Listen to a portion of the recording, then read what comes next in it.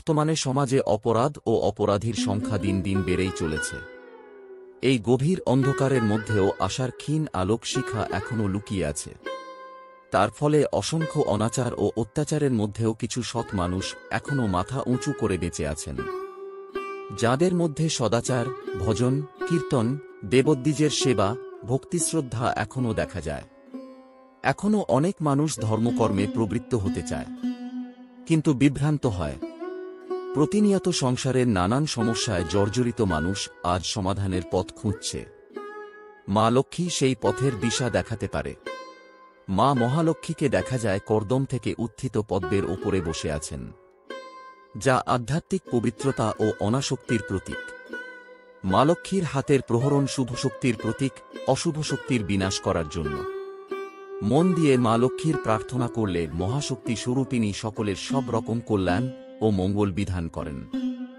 মহালক্ষ্মীর পুজো পাঠে ধন, মান, যশের সঙ্গে সঙ্গে শারীরিক সুস্থতাও আসে। বৃহস্পতি হল লক্ষ্মীর প্রতীক।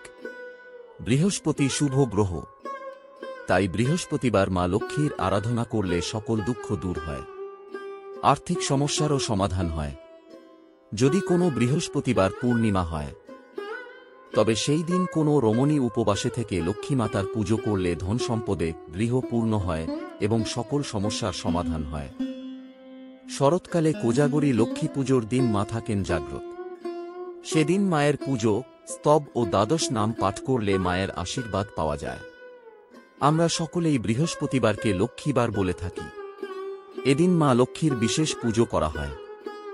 মা লক্ষ্মীর বিশেষ কৃপা পাওয়ার জন্য সকলেই উদ্গ্রীব থাকেন। তবে সকলেই যে মা লক্ষ্মীর কৃপা পান তা নয়। যিনি লক্ষ্মীর কৃপা পান তাঁর ঘর সংসার সুখ সমৃদ্ধিতে ভরে ওঠে। কিন্তু জানেন কি, কেন বৃহস্পতিবারকে লক্ষ্মীবার বলা হয়? কেন দিনটিকে লক্ষ্মী পুজোর জন্য প্রশস্ত দিন মনে করা হয়? আমরা সকলেই জানি, বৃহস্পতি হল শুভ গ্রহ, আর বৃহস্পতির কৃপা থাকলে ধন এবং মান দুইই লাভ হয়। জ্যোতিষ শাস্ত্রমতেও তেমনটাই মনে করা হয়। সে কারণেই বৃহস্পতিবার ধন দৌলতের দেবী মহালক্ষ্মীকে পুজো করার রীতি প্রচলিত হয়েছে। দেবী মহালক্ষ্মী পদ্মের ওপর আসীন।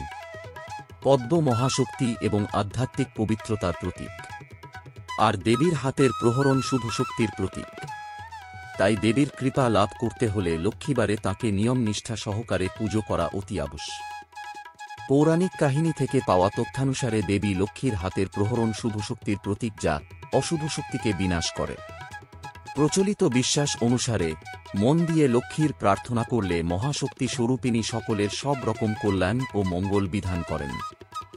অপরদিকে বৃহস্পতিবার হল লক্ষ্মীর দিন, আর এই বৃহস্পতি হল দেবগুরু। তাই বৃহস্পতিবার লক্ষ্মীর আরাধনা করলে সকল দুঃখ দূর হয়, আর্থিক সমস্যারও সমাধান হয়।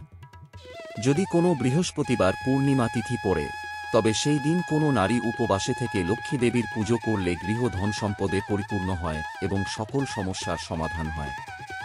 বলে রাখা ভালো, উপবাস করার অর্থ হল সশরীরে দেবীর সম্মুখে বসবাস। মনে করা হয় বৃহস্পতিবার লক্ষ্মী দেবী জাগ্রত থাকেন। সেদিন তাঁর পুজো, স্তব ও দ্বাদশ নাম পাঠ করলে তাঁর আশীর্বাদ পাওয়া যায়।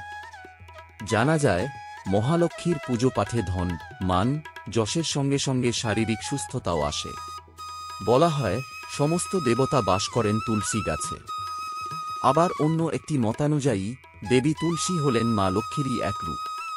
তাই বাড়িতে তুলসী গাছ থাকলে এবং সেখানে প্রতিদিন প্রদীপ জ্বাললে তুষ্ট হন দেবী লক্ষ্মী। এই দিনে দেবীর শ্রীয়ন্ত্রম পুজো করলেও সুখশান্তি লাভ করা যায়। এই মহালক্ষ্মীর শ্রীয়ন্ত্রম নিত্য দর্শন করলেও লক্ষ্মী প্রাপ্তি ঘটে। বৃহস্পতিবারে দেবী লক্ষ্মীর পুজোর শেষে লক্ষ্মীর পাঁচালী পাঠ করারও প্রচলন আছে। মনে করা হয় লক্ষ্মী পাঁচালী পাঠ ছাড়া লক্ষ্মী পুজো অসম্পূর্ণ থেকে যায়। বৃহস্পতিবারে এই পাঁচালী পাঠের ফলে নিজের ভক্তদের ওপর প্রসন্ন হন ধন ও ঐশ্বর্যের দেবী মা লক্ষ্মী। আরাধনার দিন মনে করা হয়, প্রতি বৃহস্পতিবার লক্ষ্মী পুজোর সময় শুদ্ধ বসনে ও শুদ্ধ চিত্তে তাঁর আরাধনা করলে অর্থ, মান লাভ হতে পারে। ব্যবসায়ীদের ক্ষেত্রে ব্যবসায়ও উন্নতি সাধন হয়। মনমতো চাকরি লাভ হয়, সুখ সমৃদ্ধি লাভ হয়, শরীর স্বাস্থ্য ভালো থাকে। বৃহস্পতিবারকে প্রধানত দেবী লক্ষ্মীর বার হিসেবেই মান্য করা হয়। বৃহস্পতির উন্নতির জন্য হলুদ পোখরাজ, হলুদ সুতো হাতে ধারণ করা হয়। অনেকেই আবার সারা বছর প্রতি বৃহস্পতিবার লক্ষ্মীর পুজো করে থাকেন। এছাড়া দেবী লক্ষ্মী শস্য সম্পদের দেবী বলে ভাদ্র সংক্রান্তি, পৌষ সংক্রান্তি, চৈত্র সংক্রান্তি, আশ্বিনী পূর্ণিমা ও দীপাবলিতে লক্ষ্মী দেবীর পুজো করা হয়ে থাকে। পাশাপাশি মনে করা হয় বৃহস্পতির দেবী মহালক্ষ্মী খুবই জাগ্রত। তাই বৃহস্পতিবার নিষ্ঠা সহকারে দেবীর পুজো করলে নিশ্চিতভাবেই সুফল পাওয়া যায়। ফুল, ফল ও মিষ্টি নৈবেদ্য দিয়ে পুজো করতে হয় দেবীকে। এছাড়া প্রতি ঘরে তুলসী গাছ থাকা আবশ্যক। শুধু বৃহস্পতিবারই নয়, প্রতিদিন সন্ধ্যায় তুলসী তলায় প্রদীপ জ্বালালে দেবী নাকি খুশি হন। কারণ মনে করা হয় তুলসী দেবী লক্ষ্মীরই আরেক রূপ। তবে লক্ষ্মী পুজোর কিছু নিয়ম আছে। এর বিপরীত হলে তিনি খুবই রাগ করবেন। তাই পুজোর সময় কখনোই ঘণ্টা বাজাবেন না। পুজোর সময় তুলসী পাতা নিবেদন করবেন না। কিন্তু নারায়ণের পায়ে তুলসী পাতা দিতে পারেন, তিনি আবার এতে খুশি হন। লক্ষ্মী পুজোর সময় অবশ্যই আলপনা আঁকবেন। আলপনাতে দেবীর পায়ের ছবিও আঁকবেন। মঙ্গল ঘটের পাশেই তাঁর পা আঁকবেন। সকাল সকাল পুজো দেবেন। পুজো শেষ করে লক্ষ্মীর পাঁচালি পড়বেন। চেষ্টা করবেন স্টিলের বাসনপত্রের বদলে পিতল, কাঁসা, তামার বাসন ব্যবহার করার। এইসব নিয়মগুলো মানলে তিনি খুবই তুষ্ট হবেন। সাধারণত ঘরে লক্ষ্মী পূজায় সবচেয়ে বেশি জপ করা হয় এই মন্ত্রটি। ও শ্রীং মহালক্ষ্মী নমঃ।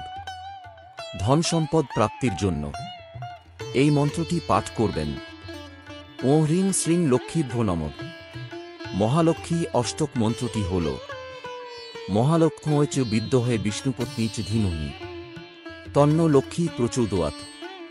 মহালক্ষ্মীর ধ্যান মন্ত্রটি অবশ্যই পাঠ করবেন। ও বিশ্বরূপস্য ভার্যাসি পদ্মে পদ্মালয়ে শুভে সর্বত পাহি মাং দেবী মহালক্ষ্মী নমস্তুতে।